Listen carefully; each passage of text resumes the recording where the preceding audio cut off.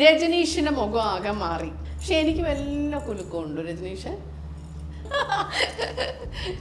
ഇടയിൽ വിട്ടുപോയില്ലേ മുത്ത? ഞാൻ അപ്പളേ പറഞ്ഞ പുലിവാല് പിടിക്കുന്നത്. അന്നമ്മയുടെ ഒരു വാശിയും കൂടെ അതിനകത്തുണ്ടായിരുന്നു. ഒരിക്കലും ഇല്ല. താങ്കൾക്ക് അത് തോന്നിയോ? സോ ഞാൻ ഇങ്ങനെ ആയതിന്റെ റെസ്പോൺസിബിലിറ്റി നിനക്കുമുണ്ട്. ഞാൻ പ്രണയിക്കപ്പെട്ടിട്ടുണ്ട്, വേദനിക്കപ്പെട്ടിട്ടുണ്ട്, അവഗണിക്കപ്പെട്ടിട്ടുണ്ട്, ഒഴിവാക്കപ്പെട്ടിട്ടുണ്ട്. ആ ഒഴിവാക്കപ്പെട്ടതിൻ്റെ വേദനയിൽ എരിഞ്ഞ് എരിഞ്ഞ് എരിഞ്ഞ് തീർന്നിട്ടുമുണ്ട്. തിരിച്ചും ചെയ്തിട്ടില്ലേ?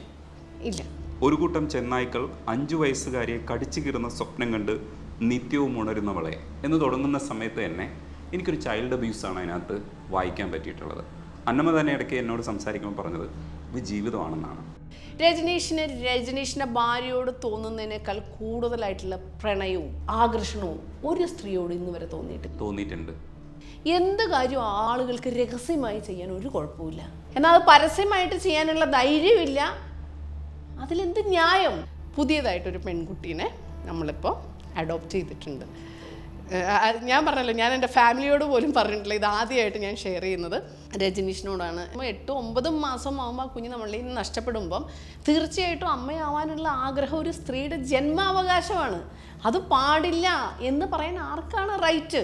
ഞാൻ എൻ്റെ ഒരു കുഞ്ഞിന് വേണ്ടി ഞാൻ സ്ട്രഗിൾ ചെയ്ത കാര്യങ്ങളാണ് ഞാൻ പറഞ്ഞത്. വേറൊരാളത് ചെയ്യണമെന്നോ അനുകരിക്കണമെന്നോ ഞാൻ പറഞ്ഞിട്ടില്ല. ചെയ്യരുത് എന്ന് ഞാൻ പറഞ്ഞിട്ടുണ്ട്. എനിക്ക് ഈ ലോകത്ത് ആരെയും വിശ്വാസമില്ല. ഞാൻ പറഞ്ഞല്ലോ, എൻ്റെ ഭർത്താവിനെ സംബന്ധിച്ച് നല്ല ഭാര്യയാണെങ്കിലും ഞാനൊരു നല്ല ഭാര്യയല്ല. ഇപ്പം താങ്കൾ ഈ ചോദിച്ച് തുടങ്ങിയിട്ടേ ഉള്ളൂ. എത്രയും പെട്ടെന്ന് അവസാനിപ്പിച്ചാൽ അത് താങ്കൾക്കും എനിക്കും എൻ്റെ കുടുംബത്തിനും നല്ലത്. എനിക്ക് ഹാൻഡിൽ ചെയ്യാൻ പറ്റാത്തൊരവസ്ഥയിലേക്കാണ് ഇപ്പം അന്നമ്മ എത്തിക്കുന്നത്. ചോദിച്ചാൽ ഞാൻ എന്ത് ചെയ്യും? ഞാൻ സത്യമേ പറയുള്ളൂ. ആ സത്യം പറയുന്ന അന്നമ്മ എനിക്ക് ഉറപ്പായിട്ടും ഭയമാണ്. ചില കാര്യങ്ങൾ നമുക്ക് മറച്ചു വെക്കാം. നമുക്ക് അങ്ങനെയാണെങ്കിൽ ഇവിടെ നിർത്താം. ഉഷ മാത്യു അന്നമ്മയാണ് നമുക്കിപ്പോൾ ഉള്ളത്. ഹായ് അന്നമ്മ. ഈ കഴിഞ്ഞ പ്രാവശ്യം നമ്മൾ കണ്ട് സംസാരിച്ചതിന് ശേഷം കുറച്ച് റിയാക്ഷൻ വീഡിയോ ഒക്കെ ചെയ്യേണ്ടി വന്നിട്ടുണ്ട് അന്നമ്മയ്ക്ക്. വന്നിട്ടില്ല, നിവൃത്തിയേട് കൊണ്ട് ചെയ്തു പോയതാണ്. പക്ഷേ അന്ന് പറഞ്ഞ ചില കാര്യങ്ങളിലൊന്ന്, ഈ പ്രണയലേഖനങ്ങൾ എഴുതിയിട്ട് മറ്റുള്ളവർക്ക് കൊടുത്തിട്ട് ചെറിയ കാശൊക്കെ ഉണ്ടാക്കി ജീവിച്ചൊരു കാലഘട്ടം ഉണ്ടായിരുന്നു പഠിക്കുന്ന സമയത്ത്. അതെ, വീട്ടിൽ നിന്നും പുറത്തു പോയ ഒരു സമയത്ത്. അത് കഴിഞ്ഞിട്ടിപ്പോൾ പുസ്തക രൂപത്തിൽ ഇതെത്തുമ്പോൾ പ്രണയത്തിൻ്റെ മുറിവടയാളങ്ങൾ എന്ന പുസ്തകം ഞാൻ വായിക്കുമ്പോൾ അന്ന് കണ്ട ആ ഒരു കളി എഴുത്തല്ല, കാര്യമായിട്ടുള്ള എഴുത്തുകളാണ് ഇതിനകത്ത് ഉള്ളത്. അന്നമ്മ സാധാരണഗതിയിൽ ചിരിച്ചുകൊണ്ട് കാര്യങ്ങളൊക്കെ പറയുന്ന ഒരാളാണ്. പ്രസവം 12 പ്രസവങ്ങളെക്കുറിച്ച് അല്ലെങ്കിൽ 12 കുഞ്ഞുങ്ങളെക്കുറിച്ച് പറയുമ്പോഴും അന്നമ്മ ഇടയ്ക്കൊക്കെ ഇടറുമ്പോഴും അത് ചിരിയാക്കി ആയിരുന്നു ചെയ്തിരുന്നത്. പക്ഷേ ഇതെനിക്ക് അങ്ങനെയാണെന്ന് തോന്നണില്ല. ഇതൊരു പ്രണയത്തിന്റെ കുറെ കവിതകൾ വായിക്കാമെന്നുള്ള അർത്ഥത്തിലാണ് ഞാൻ എടുത്തത്. നിരാശപ്പെട്ടു പോയോ? തീർച്ചയായിട്ടും നിരാശ മാത്രമല്ല, വിശ്വസിക്കാൻ പറ്റുന്നില്ലാത്ത ഒരവസ്ഥയിലേക്ക് പോകുന്നുണ്ട്. ചെകുത്താൻ തൊട്ടപ്പനായ ഒരുവളെ കണ്ടിട്ടുണ്ടോ? ഒരു കൂട്ടം ചെന്നായ്ക്കൾ 5 വയസ്സുകാരിയെ കടിച്ചു കീറുന്ന സ്വപ്നം കണ്ട് നിത്യവും ഉണരുന്നവളെ എന്ന് തുടങ്ങുന്ന സമയത്ത് തന്നെ എനിക്കൊരു ചൈൽഡ് അബ്യൂസാണ് അതിനകത്ത് വായിക്കാൻ പറ്റിയിട്ടുള്ളത്. അന്നമ്മ തന്നെ ഇടയ്ക്ക് എന്നോട് സംസാരിക്കുമ്പോൾ പറഞ്ഞത് ഇത് ജീവിതമാണെന്നാണ്. ഇത് എത്രത്തോളം ഞാൻ വിശ്വസിക്കേണ്ട ഒരു പുസ്തകമാണ്? ഒന്നും പറയാനില്ല, ഒറ്റ സെന്റൻസ്. എൻ്റെ കവിത ഞാൻ തന്നെയാണ്. ഒന്നും കൂട്ടിച്ചേർത്തിട്ടുമില്ല, ഒന്നും കുറച്ചിട്ടുമില്ല. ആക്ച്വലി ഒത്തിരി വർഷങ്ങളായിട്ടുള്ള എഴുത്താണ്. ഫോണിലോ അല്ലെങ്കിൽ പുസ്തകങ്ങളിലോ ഡയറികളിലാണോ എഴുതി വെച്ചിട്ടുള്ളത്. അതൊരിക്കലും പബ്ലിഷ് ചെയ്യാൻ വേണ്ടി ഞാൻ എഴുതിയതല്ല എന്നുള്ളതാണ് സത്യം.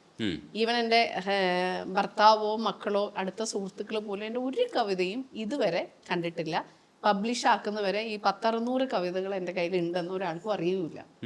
അത് പബ്ലിഷ് ചെയ്യാൻ ഒരിക്കലും പുറം ലോകം കാണാൻ സാധ്യതയില്ലാത്ത ഒരു എഴുത്താവുമ്പോൾ സ്വാഭാവികമായിട്ടും അത് എന്തായിരിക്കും? 100% സത്യസന്ധവും തുറന്ന എഴുത്തുമായിരിക്കും. അത് പബ്ലിഷ് ചെയ്യേണ്ട ഒരു പ്രത്യേക സാഹചര്യം വന്നതുകൊണ്ട്, മറ്റൊരു കുട്ടിയുടെ ലൈഫിൻ്റെയും കൂടെ ഒരു എന്താ പറയുക അതിജീവനത്തിൻ്റെ പ്രശ്നമായതുകൊണ്ട് മാത്രം ഞാൻ അതിൽ നിന്നും കുറേ ഒരു 40 എടുത്ത് പബ്ലിഷ് ചെയ്തു എന്നേ ഉള്ളൂ. പക്ഷെ അതിങ്ങനെ ഒരു പുലിവാലാന്ന് വിചാരിച്ചില്ല. അല്ല, ശരിക്കും എൻ്റെ ആവശ്യത്തിനായിരുന്നു, ഒരു കുട്ടിയുടെ ആവശ്യത്തിനെന്ന് പറഞ്ഞു. ഇൻസ്റ്റയിൽ ഒരുപാട് പേര് നമ്മളെ കോണ്ടാക്ട് ചെയ്യാറുണ്ട്. നോർമലി മാനേജർമാരാണ് ഇൻസ്റ്റ നോക്കാറ്. ഞാൻ എല്ലാ കമൻസിനുമാണ് മറുപടി കൊടുക്കാറ് പബ്ലിക്ക്. പക്ഷെ അങ്ങനെ എന്തെങ്കിലും സ്പെഷ്യലായിട്ടുണ്ടെങ്കിൽ എന്നോട് പറയാറുണ്ട്, ഞാനത് പോയി അറ്റൻഡ് ചെയ്യാറുണ്ട്. അങ്ങനെ ഒരു പെൺകുട്ടി എന്നെ സമീപിക്കുകയാണ്. അവൾ ഡിഗ്രി കഴിഞ്ഞു, PG പഠിക്കണം. അപ്പോൾ അവൾക്ക് പഠനം തുടരാൻ ബുദ്ധിമുട്ടുകളുണ്ട്. കാരണം അച്ഛനും അമ്മയും ഡൈവേഴ്സ്ഡാണ്, വളരെ ചെറുപ്പത്തിലെ ഡൈവേഴ്സ്ഡാണ്. അനീത്തിയുണ്ട്, അമ്മയുടെ ഫാമിലി ഉണ്ട്, അവരെയൊക്കെ പ്രൊട്ടക്ട് ചെയ്യുന്ന അമ്മയുടെ ചെറിയൊരു ജോലി കൊണ്ടാണ്. അപ്പോൾ ഇവൾക്ക് പഠിച്ചുകൊണ്ട് പണിയെടുത്തുകൊണ്ട് അവളുടെ കാര്യങ്ങൾ മുന്നോട്ട് പോകണം. പറ്റാവുന്ന സഹായം അമ്മയ്ക്ക് ചെയ്യണം. അതിന് എൻ്റെ അടുത്ത് സമീപിച്ചതാണ്. അപ്പം ഞാൻ പറഞ്ഞു, നിന്നെ ഞാൻ പഠിപ്പിക്കാം. ഞാൻ ഒരുപാട് പേര്, നമ്മൾ ഒരുപാട് കാര്യങ്ങൾ നമ്മുടെ ചാനൽ വഴി ചെയ്യുന്നുണ്ട്, പഠിപ്പിക്കാം എന്ന് പറഞ്ഞപ്പോൾ സ്വാഭാവികമായിട്ടും നമ്മൾ എന്താ പ്രതീക്ഷിക്കുക, ആ കുട്ടി സന്തോഷിക്കും, ആ കുട്ടി അത് അംഗീകരിക്കും എന്നാണ്. പക്ഷെ എന്നെ നിരാശപ്പെടുത്തിക്കൊണ്ട്, അത്ഭുതപ്പെടുത്തിക്കൊണ്ട് പറഞ്ഞു, എനിക്ക് നിങ്ങളുടെ സഹായം വേണ്ട, എനിക്ക് നിങ്ങളുടെ സഹായം വേണ്ട, നിങ്ങളുടെ സഹതാപവും വേണ്ട, എനിക്ക് വേണ്ടത് ഒരു ജോലിയാണ്. അപ്പം നമ്മളുടെ ഫീൽഡ് ഇതാണ്, നമ്മുടെ ചാനലാണ്, പിന്നെ നമുക്ക് കൃഷിയുണ്ട്, നമുക്ക് റബ്ബർ ബാൻഡ് കമ്പനി ഉണ്ട്. അതിലൊന്നും പഠിക്കുന്ന ഒരു കുട്ടിക്ക് നമുക്ക് ജോലി കൊടുക്കാൻ സാധിക്കില്ല. ഷിയർ ലിറ്റിൽ ബിഗാൻ എന്ന് പറഞ്ഞിട്ട് എന്നെക്കുറിച്ച് ഒരു കവിത എഴുതിയിട്ട് അവൾ പോസ്റ്റ് ചെയ്തിരുന്നു. അങ്ങനെയാണ് ഞാൻ അവളെ ശ്രദ്ധിക്കുന്നത്. അപ്പോൾ ഞാൻ അന്വേഷിച്ചപ്പോൾ അവൾ ഒരു 4-5 പുസ്തകം എഴുതിയിട്ടുണ്ട്. അവൾ ഇംഗ്ലീഷാണ് പഠിക്കുന്നത്.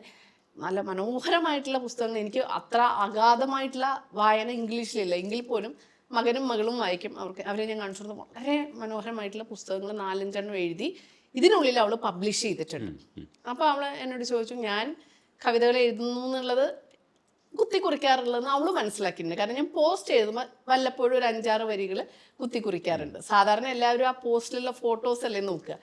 ആശാത്തി നേരെ നോക്കി തന്നാ എഴുതുക. അപ്പോൾ പറഞ്ഞു, ഉഷാൻറ്റി, അങ്ങനെ എന്നെ വിളിക്കുന്ന ഉഷാൻറ്റി എഴുതുന്ന ആളാണെന്ന് എനിക്കറിയാം. ഒരു കാര്യം ചെയ്യേ, അതെനിക്ക് ഇങ്ങോട്ട് താ, ഞാനത് ഇംഗ്ലീഷ് ട്രാൻസ്ലേറ്റ് ചെയ്തിട്ട് നമുക്കൊരു പുസ്തകം ഇറക്കാം. അപ്പോൾ ഒരു കവിത എഴുതുന്നതിന് ഒരു 100 രൂപ വെച്ചിട്ട് എനിക്ക് തന്നാൽ മതി. കാരണം എന്നോട് ചോദിച്ചപ്പോൾ ഞാൻ ഒരു 10-600 കവിത എൻ്റെ കയ്യിൽ ഉണ്ട് എന്ന് പറഞ്ഞപ്പോൾ പുള്ളി അത് വെച്ച് കണക്ക് കൂട്ടി, 100 രൂപ മതിയല്ലോ. അപ്പം ഞാൻ പറഞ്ഞു, ഒരിക്കലും അത് ഞാൻ പബ്ലിഷ് ചെയ്യാൻ വേണ്ടി എഴുതിയതല്ല, അതെൻ്റെ സ്വകാര്യതയാണ്, അതെൻ്റെ ജീവിതമാണ്. ആരും അറിയാൻ ഞാൻ ആഗ്രഹിക്കാത്ത കാര്യങ്ങളാണ്. ഞാൻ എന്നോട് തന്നെ സംസാരിച്ചതാണ് മോളെ, അത് മൊത്തം എനിക്ക് ഒരു ഡയറി എഴുത്തിന്റെ വേറൊരു പോർഷൻ. ഡയറി, അതായത് കവിത എന്ന് പറഞ്ഞിട്ടുണ്ടെങ്കിൽ ഒരു താളമോ രാഗമോ ഒന്നുള്ള രീതിയിലല്ല എൻ്റെ എഴുത്ത്. രജനീഷ് വായിച്ചാണല്ലോ. ഞാൻ എന്നോട് തന്നെ സംസാരിക്കുന്ന രീതിയിൽ, അല്ലെങ്കിൽ എൻ്റെ പ്രതിഷേധം മുകളിലുള്ള സർവേശ്വരനോട് കാണിക്കുന്ന രീതിയിലാണ് എൻ്റെ എഴുത്ത് മൊത്തം.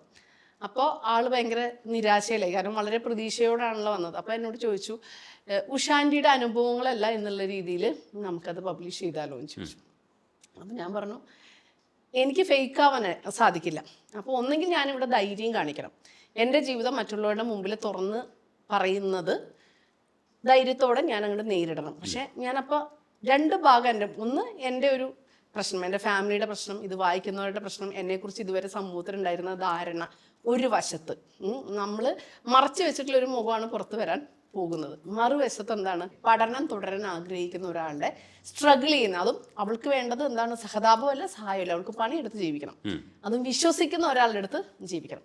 അപ്പം അങ്ങനെ നോക്കുമ്പോൾ തീർച്ചയായിട്ടും ത്രാസ് അങ്ങോട്ട് തന്നെ ഇരുള്ളൂ. ഞാൻ 46 വയസ്സായി, അല്ലെങ്കിൽ ഇനി എത്ര നാൾ എന്നറിയാം, പക്ഷെ അവൾ ജീവിച്ചു തുടങ്ങുന്നേ ഉള്ളൂ. അപ്പം ഞാൻ പറഞ്ഞു, ഞാൻ ചെയ്യാം.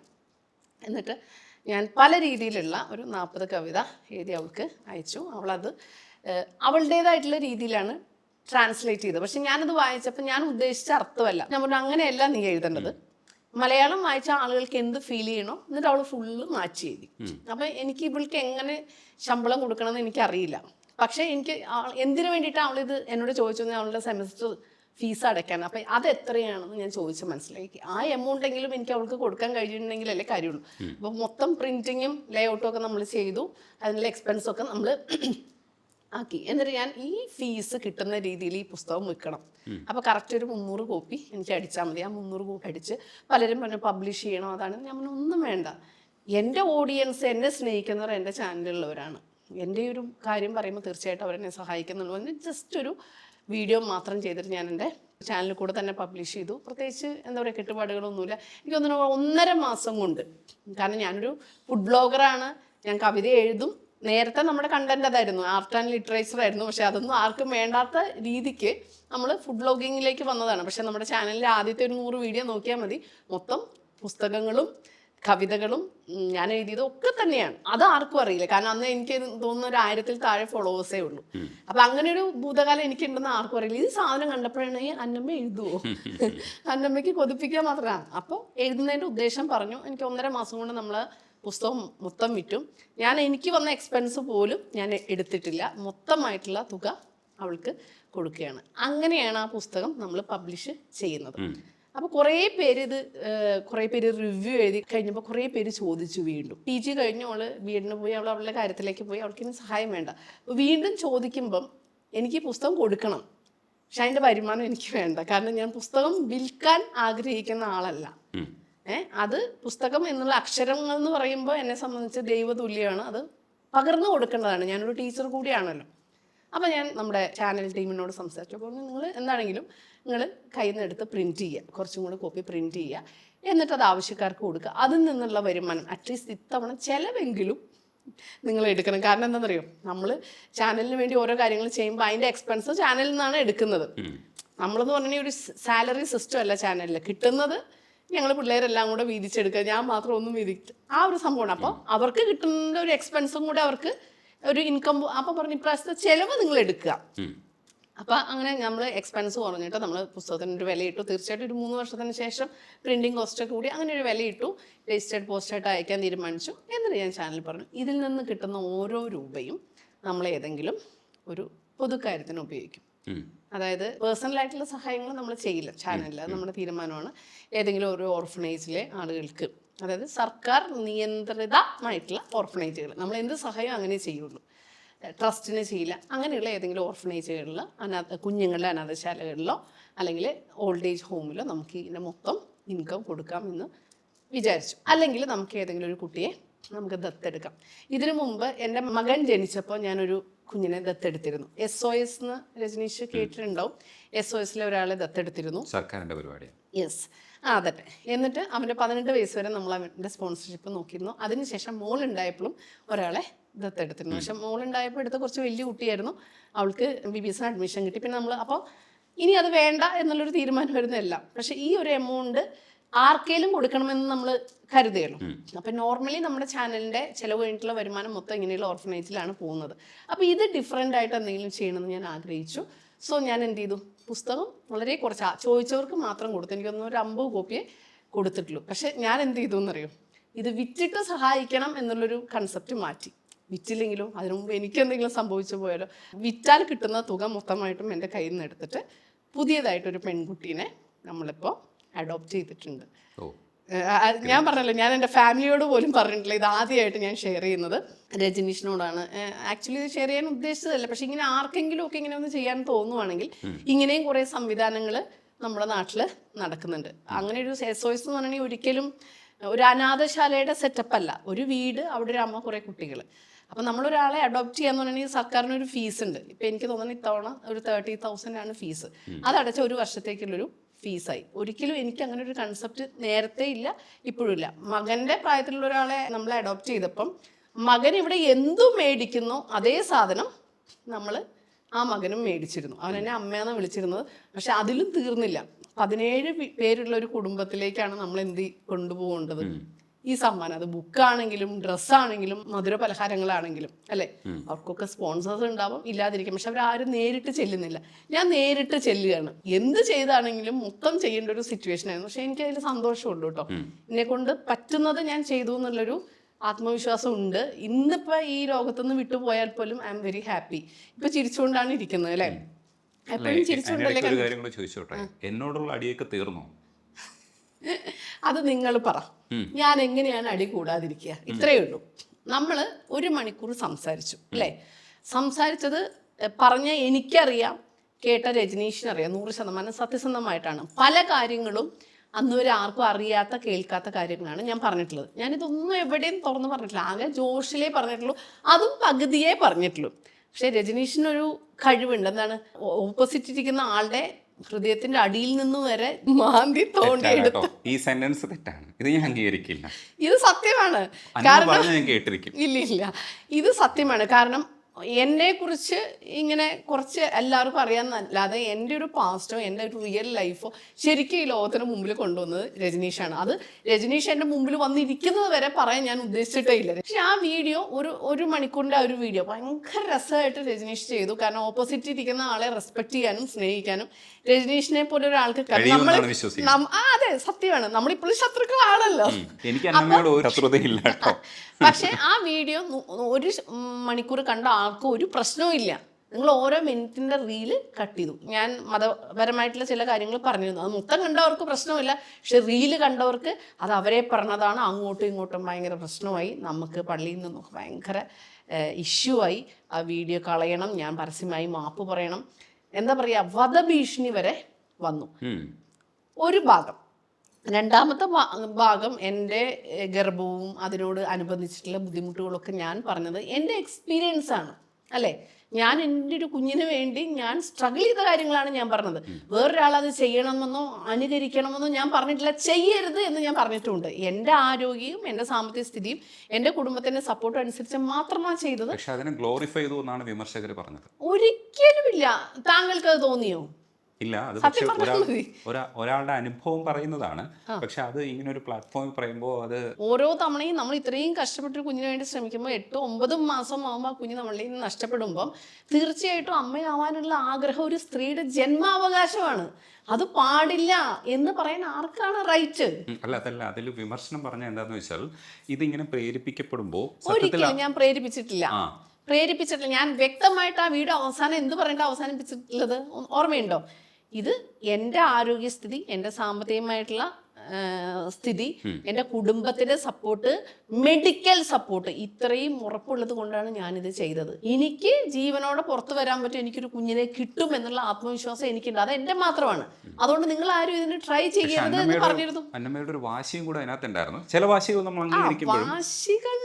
വാശിയും ആഗ്രഹവും രണ്ടും കൂടെ ചേർന്നാൽ അത് വാശി മാത്രമായിട്ട് ചിത്രീകരിച്ചതാണ് പ്രശ്നം. ഈ സ്ത്രീ എന്തിനിത് ചെയ്തു? അതായത് പ്രശ്നം എന്താണെന്നറിയോ? ഈ വീഡിയോ കണ്ടിട്ട് ഒരുപാട് മദർ ഇൻ ലോസ്, അമ്മായിമ്മമാര് മരുമക്കളെ ടോർച്ചർ ചെയ്യാൻ തുടങ്ങി. ആ സ്ത്രീ ഇത്രയും ചെയ്തില്ലേ, പിന്നെ നിനക്ക് എന്താണ് ചെയ്യാനില്ല? എൻ്റെ മാനസികവും ശാരീരികവും സാമ്പത്തികമായിട്ടുള്ള അവസ്ഥയായിരിക്കില്ല ആ പെൺകുട്ടിക്ക്. അവള് ടോർച്ചർ ചെയ്യപ്പെടുകയാണ്. സ്വാഭാവികമായിട്ട് അവള് വന്ന് ഇതിന്റെ താഴെ കമന്റ് ഇടുന്നത് എന്താണ്? ഇവര് കാരണം ഞാൻ പീഡനം അനുഭവിക്കുന്നു. പക്ഷെ എനിക്ക് തോന്നുന്നു ഏറ്റവും കൂടുതൽ കമന്റ് വന്നതും അതിനാണ്. നോർമലി നമ്മുടെ ചാനലിൽ 3 സോഷ്യൽ മീഡിയയിലും കൂടെ നമുക്കൊരു 1 മില്യൺ ഫോളോവേഴ്സ് ഏകദേശം ഉണ്ട്. വരുന്ന ഓരോ കമന്റിനും പേഴ്സണലായിട്ട് ഞാനാണ് മറുപടി കൊടുക്കുക. അത് അത്ര എളുപ്പമുള്ള കാര്യമല്ല എന്ന് രജനീഷിനെങ്കിലും അറിയാം, അല്ലേ? ഓരോരുത്തരെയും വ്യക്തിപരമായിട്ട് എനിക്കറിയാം. വ്യക്തിപരമായിട്ട് എങ്ങനെ നമുക്ക് പരമാവധി നമ്മുടെ പണികളൊക്കെ ഉണ്ടെങ്കിൽ പോലും ഒരു 100-200 കമന്റിന് നമുക്ക് മറുപടി കൊടുക്കാൻ പറ്റുള്ളൂ. നമുക്ക് ഒരു ദിവസം വരുന്ന 1000+ കമന്റ്സ് ആണ്. അപ്പൊ എല്ലാ ദിവസവും ഇത് പെൻഡിങ് ആണ്. അടുത്ത ദിവസം അടുത്ത വീഡിയോ വരെയാണ്. 2 വർഷം മുമ്പുള്ള കമന്റ് വരെ ഇപ്പോഴും പെൻഡിങ് ആണ്. പക്ഷെ ഇപ്പോഴും 2 വർഷത്തിന് മുമ്പിലുള്ള വീഡിയോയ്ക്ക് ഞാൻ ഇപ്പോഴും ആ കമന്റിന് മറുപടി കൊടുക്കുന്നുണ്ട്. അപ്പൊ ഈ വീഡിയോ വരുമ്പോൾ സ്വാഭാവികമായിട്ട് ഞാൻ ഒരാഴ്ചത്തെ എൻ്റെ എല്ലാ പണിയും മാറ്റി വെച്ച് ഇതിന് ഞാൻ എല്ലാത്തിനും ഞാൻ കറക്റ്റായിട്ട് ഞാൻ എക്സ്പ്ലെയിൻ ചെയ്ത് കൊടുത്തിട്ടുണ്ട്. പക്ഷെ അത് കഴിഞ്ഞ് ഒരാഴ്ച വരെ നമ്മൾ മറുപടി കൊടുത്തു. എത്ര കമന്റിനാ മറുപടി കൊടുക്കുക? അപ്പൊ ഇങ്ങനെയുള്ള ഒരുപാട് സിറ്റുവേഷനിലൂടെ കടന്നു വന്നപ്പോഴും അന്നമ്മ എന്ത് ചെയ്തിട്ടേ ഉള്ളൂ? ചിരിച്ചിട്ടേ ഉള്ളൂ. കരയാൻ ആഗ്രഹിച്ചിട്ടില്ല. കാര്യം എന്താണെന്നറിയോ? നമ്മൾ നമ്മുടെ സങ്കടവും നമ്മുടെ കണ്ണുനീരും നമ്മൾ ചിരിയിലൂടെ മറയ്ക്കാനാണ് ആഗ്രഹിക്കുന്നത്. ഇപ്പൊ രജനീഷ് കരയണ കാണാൻ ആർക്കെങ്കിലും ഇഷ്ടമാണോ? രജനീഷ് വളരെ ശാന്തമായി സംസാരിക്കുന്ന ഒരാളാണ്. രജനീഷ് എന്നെ പോലെ ഈ ഒച്ച ഉയർത്തി വളരെ അസഹിഷ്ണുതയോടെ ഷൗട്ട് ചെയ്ത് സംസാരിച്ച ഈ രജനീഷിനോടുള്ള ഇഷ്ടം സ്വാഭാവികമായിട്ടും പോകും, അല്ലേ? എന്നെ പരിചയമുള്ള, എന്നെ സ്നേഹിക്കുന്ന ആളുകളുടെ അന്നമ്മ എങ്ങനെയാണ്? എപ്പോഴും ചിരിക്കുന്ന, കുറുമ്പ് കാണിക്കുന്ന, ദേഷ്യം വന്നാൽ ദേഷ്യം കാണിക്കുന്ന, സ്നേഹം വന്നാൽ സ്നേഹിക്കുന്ന. പൊതുവെ എവിടെ വെച്ച് കണ്ടാലും നമ്മളിപ്പോൾ സാധാരണ സെലിബ്രിറ്റീസ് എന്ന് പറയും. നമ്മളൊന്നും സെലിബ്രിറ്റീസ് അല്ല. നമ്മളൊക്കെ സാധാരണ ജീവിതം നയിക്കുന്ന, സാധാരണ കൃഷി ചെയ്ത് ജീവിക്കുന്ന, കുറച്ച് ബിസിനസ്സൊക്കെ ഉള്ള സ്ത്രീയാണ്. അപ്പം നമ്മുടെ ചാനലിൽ കാണുന്ന ഒരാൾ നമ്മളെക്കുറിച്ചൊരു ധാരണ ഉണ്ടാവും. നിങ്ങളുടെ സ്വന്തം അന്നമ്മ എന്നാണ് എല്ലാവരോടും ഞാൻ പറയുന്നത്. എനിക്ക് എൻ്റെ ഭർത്താവിൻ്റെയും മക്കളുടെ കൂടെ പുറത്തു പോകാൻ പോലും ഇഷ്ടമില്ല. കാര്യം എന്താണെന്നറിയോ? അവര് ഭർത്താവിനെയും മക്കളെ കാണുമ്പോൾ ഇതാര് എന്നുള്ളൊരു തോന്നലാണ്. അവരെ മനസ്സിലാരാണ്? ഞാൻ അവരുടെ സ്വന്തം അന്നമ്മയാണ്. അപ്പൊ അവർക്കൊരു പേടിയാണ്. ഈ ചാനലിൽ കാണുന്ന ആള് തന്നെയാണോ പുറത്ത് കാണുന്നത്? ആദ്യമൊക്കെ നമ്മളിങ്ങനെ പുറത്തു പോകുമ്പോൾ നമ്മുടെ സ്വാഭാവികമായിട്ട് നമ്മുടെ മുഖത്ത് എന്തെങ്കിലുമൊക്കെ ചിന്തകളാണ്. ചിരി വരാറില്ല. പിന്നെ ഞാനിപ്പോൾ എപ്പോൾ പുറത്ത് പോയാലും ഒരു ചിരി മുഖത്തുണ്ട്. കാര്യം എന്താണെന്നറിയോ? പലരും നമ്മളെ കാണുമ്പോൾ ആ ചിരി ഇല്ലെങ്കിൽ നമ്മുടെ അടുത്ത് വരാൻ ധൈര്യമില്ല. വന്നാലും എങ്ങനെയാണ്? ആ ചിരി ഇപ്പോൾ ഉള്ളതിന് ശേഷം നമുക്ക് എവിടെ പോയാലും ഓടി വന്ന് സ്നേഹിച്ച് കെട്ടിപ്പിടിച്ച് അവരുടെ സ്വന്തം ഒന്ന് സംസാരിച്ചു കഴിയുമ്പോൾ അവരെന്താ പറയണെന്നറിയോ? ഇത് ഞങ്ങളുടെ അന്നമ്മ തന്നെയാണ്. മനസ്സിലായോ? രജനീഷിന്റെ ഐഡന്റിറ്റി ഉണ്ട്, എനിക്ക് എൻ്റേതുണ്ട്. രജനീഷിന്റെ ഇന്റർവ്യൂവിലൂടെ ഞാൻ സത്യം പറഞ്ഞപ്പം അതങ്ങനെ നിന്നു, നല്ലതാണ്. പക്ഷെ അത് റീല് കട്ട് ചെയ്ത് വന്നപ്പോൾ ഞാൻ എന്നുള്ള ഒരാളെ ആളുകൾ തെറ്റിദ്ധരിച്ചു. പക്ഷേ അതിനപ്പുറത്തേക്ക് ഈ കുറച്ചുകൂടെ തെറ്റിദ്ധാരണ വരേണ്ട ഇടങ്ങളാണ് അന്നമ്മ ഇപ്പം എഴുതി വെച്ചിരിക്കുന്നത്. പ്രണയത്തെക്കുറിച്ചുള്ള തീക്ഷ്ണമായ ഒരു എഴുത്തുണ്ട്, ഇതിൽ പ്രതിഷേധമുണ്ട്, ആഗ്രഹമുണ്ട്. എനിക്ക് തോന്നുന്നു ഈ പ്രണയിക്കാനുള്ളൊരു ആവേശം, ഇല്ലെങ്കിൽ പ്രണയിച്ച് തീരാത്തതിൻ്റെ കൊതി, ഇത് മനുഷ്യർക്ക് എല്ലാവർക്കും ഉള്ളതാണ്. പക്ഷെ അന്നമ്മയുടെ എഴുത്തിൽ ഇത് എക്സ്പ്ലിസിറ്റ് ആയിട്ട് പറയുന്നുണ്ട്. അപ്പോൾ അന്നമ്മയുടെ ചുറ്റും നിൽക്കുന്നവരെ ഇത് എങ്ങനെ ബാധിക്കും എന്നുള്ള ഒരു പ്രശ്നമാണ് അതെങ്ങനെയാണ് ഈ പുസ്തകത്തെ എങ്ങനെയാണ് അവർ സ്വീകരിച്ചത്? ചുറ്റു നിൽക്കുക എന്ന് പറഞ്ഞാൽ അത് ബാധിക്കാൻ ഇടയുള്ളത് എൻ്റെ ഭർത്താവിനെ, എൻ്റെ മക്കളെയാണ് അല്ലേ. മക്കളെ പറ്റി പറഞ്ഞാൽ മൂത്ത ആള് PG കഴിഞ്ഞു, ജോലിയിൽ കയറി ബോംബെയിലാണ്. രണ്ടാമത്തെ ആൾ 9ാം ക്ലാസ്സിൽ പഠിക്കുന്നു. രണ്ടുപേരും എൻ്റെ ചാനൽ കണ്ടാൽ ഈ കുരിശ് കണ്ട പിശാചിനെ പോലെ ഓടിപ്പോകുന്നവരാണ്. അവരെ അത് ബാധിക്കുന്ന കാര്യമില്ല. അവരെ ബാധിക്കുന്ന അവരുടെ എഴുത്ത്, അവരുടെ വായന, അവരുടെ ചാനൽസ്. അതിൽ നമ്മൾ അയിത്തം കൽപ്പിക്കപ്പെട്ടവരാണ്. പിന്നെ ആരെങ്കിലും ഫ്രണ്ട്സ് അവരോട് സംസാരിക്കുന്നതും ചോദിക്കുന്നതും അവര് ഇഷ്ടത്തോടെയാണ്. നിങ്ങൾ എത്ര ഹാപ്പിയാണ്, നിങ്ങൾക്ക് എന്തൊക്കെ സാധനങ്ങൾ തരുന്നു, ഇവിടെ വടിയെടുത്തിട്ടാണ് തീറ്റിക്കുന്നത്. അപ്പം അവരെ അത് ബാധിക്കുന്നില്ല. ബാധിക്കാൻ സാധ്യതയുള്ള ഒരേ ഒരാളാരാണ്? എൻ്റെ പ്രിയപ്പെട്ട എൻ്റെ ഭർത്താവാണ്. ഈ ഭർത്താവിനെ കുറിച്ചാണ് ഏറ്റവും വലിയ എന്താ പറയുക വെടി ഞാൻ പൊട്ടിച്ചിട്ടുള്ളത്. ജോഷ് ടോക്കിലാണ് പറ്റുന്നത്. ഞാൻ എൻ്റെ ഭർത്താവിനെ പ്രണയിച്ച് കല്യാണം കഴിച്ചതല്ല. സത്യത്തിലൊരു പ്രണയ വിവാഹമായിരുന്നു പൊതുവെ. ഞാനൊരു പ്രാക്ടിക്കൽ കല്യാണമാണ് ഞാൻ കഴിച്ചത്. ആൾക്കെന്നെ വളരെ ഇഷ്ടമായിരുന്നു. ലോകത്തിൽ ഇതുപോലെ എന്നെ സ്നേഹിക്കാനും എന്നെ സംരക്ഷിക്കാനും എൻ്റെ പാരൻസിന് പോലും കഴിയില്ല. അവരെന്നെ 20 വർഷം 18 വയസ്സ് വരെ നോക്കിയിട്ടുള്ളൂ. എൻ്റെ ഭർത്താവ് ഇപ്പോൾ അതിനുശേഷം 26 വർഷം കഴിയുന്നു. എൻ്റെ ഭർത്താവ് മാത്രം ആയിട്ടല്ല പുള്ളി നോക്കുന്നത്, എന്നെ ഒരു കുഞ്ഞിനെ പോലെയാണ്. എൻ്റെ മക്കളേക്കാൾ കൂടുതലായിട്ട് എന്നെ കെയർ ചെയ്യുന്നു, സ്നേഹിക്കുന്നു. ഞാൻ കല്യാണത്തിന് മുമ്പ് ഓർമ്മ വെച്ച നാൾ മുതൽ എന്താണ് ഞാൻ, എങ്ങനെയാണ് ഞാൻ അറിഞ്ഞ് കണ്ടു വളർന്ന ആളാണ് ആൾ. കാരണം ഞങ്ങൾ നെയ്ബേഴ്സായിരുന്നു.